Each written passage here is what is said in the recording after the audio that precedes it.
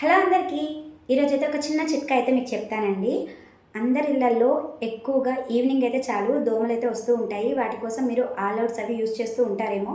అవి మాత్రం అస్సలు యూజ్ చేయకండి. పిల్లలు ఉన్న ఇంట్లో అయితే అసలు ఆల్ అవుట్స్ అనేవి అంత మంచిది కానే కాదు. ఇప్పుడు నేను చెప్పి ఈ చిన్న చిట్కా ఫాలో అయితే చాలండి, దోమలు అనేవి బయటకైతే పారిపోతాయి.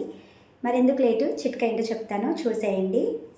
2 కర్పూరం బిళ్ళలు తీసుకొని ఈ విధంగా పొడి చేసుకోవాలి. తర్వాత ఇందులో 5 లవంగాలు వేసుకోవాలి.